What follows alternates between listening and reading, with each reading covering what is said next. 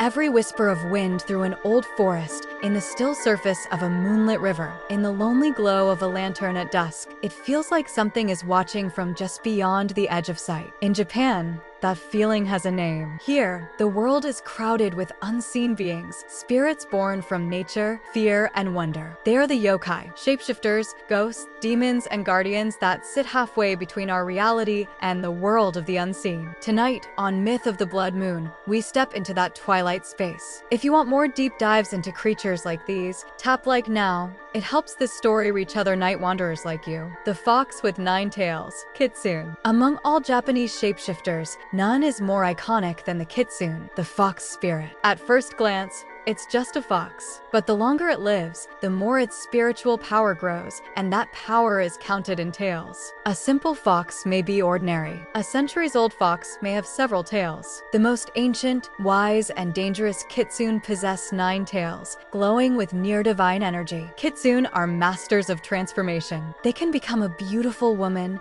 an elegant nobleman, or a harmless old villager. Their illusions are so perfect that they can live among humans for years without being exposed. Only a flash of a tail in a mirror, the bark of a dog, or a sudden strange smell might betray what they really are. They are sacred messengers of Inari, the deity of rice and prosperity, which is why you see fox statues at Inari shrines. People leave offerings of fried tofu to earn their blessings, but they're also tricksters. Kitsune love to humble the arrogant, confuse the greedy, and play with the hearts of those who trust appearances too much. In many stories, they marry humans, live as perfect wives and mothers, and then vanish when their true nature is revealed, leaving behind only poems of heartbreak and a family that loved a spirit. When cats stop being cute, 𝘴𝑰𝘅𝑒 and 𝘺𝘠𝑚𝑒𝑑𝑎. The house cat in Japanese folklore is never just a pet. If a cat lives a long life, is deeply loved, or horribly abused, it can transform into a 𝘴𝑰𝘅𝑒, a changed cat. It begins to walk on 2 legs, speak human language, and even imitate the voice and face of its owner. 𝘴𝑰𝘅𝑒 can be mischievous, dancing around with a towel on its head, licking lamp oil, or playing pranks on the family. But if the cat was mistreated in life, its tricks can turn dark. When its power grows even further, its tail splits in 2. It becomes a 𝘺𝘠𝑚𝑒𝑑𝑎, a fork-tailed cat yokai with a reputation for pure malice. 𝘺𝘠𝑚𝑒𝑑𝑎 are said to raise corpses like puppets, create terrifying poltergeist activity, and curse entire households. To people living in cramped wooden houses, these ghost cats embodied an unsettling fear that something as familiar and comforting as a pet could turn into the source of their worst nightmares. The Spider Bride, 𝘺𝘅𝘅𝘐𝑚𝑒. Deep in the misty mountains, near waterfalls and forgotten shrines, travelers are warned. Be careful of kindness that appears from nowhere. The 𝘺𝘅𝘅𝘐𝑚𝑒, entangling bride, is a giant spider that, after centuries of life, learns to take human form. She becomes a stunning young woman, refined, gentle, and impossibly charming. She offers shelter to a lost samurai, tea to a wandering woodcutter, a warm bed to someone who's been walking all day in the cold. Her home looks like an elegant house, but it's an illusion made of silk and magic. The silk cords she uses to bind her guests are her webs. The warmth and drowsiness they feel is not comfort, it's the slow draining of their life. When the illusion shatters, the truth is revealed. An enormous spider with lacquer black legs and venomous fangs, her abdomen patterned like a deadly kimono. The 𝘺𝘅𝘅𝘐𝑚𝑒 is a warning wrapped in horror. Desire without caution can devour you. Beauty, hospitality, and charm can all be traps, especially when you are alone, far from home. River trickster, Kappa. Not all yokai live in haunted houses or mountains. Some wait just below the surface of the water. Kappa are child-sized frog or turtle-like creatures that inhabit rivers, lakes, and irrigation canals. They love 2 things: sumo wrestling and cucumbers. A Kappa's most important feature is the shallow dish on its head, filled with sacred water. That water is its life force. If it spills, the Kappa is weakened and collapses. They are bound by strict rules of politeness. If you bow deeply to a Kappa, it is forced by its own manners to bow back, spilling the water on its head and losing its power. Kappa stories taught children a simple lesson in a memorable way: respect the river, or it may pull you under. They lure animals and sometimes people to drown, but in other tales,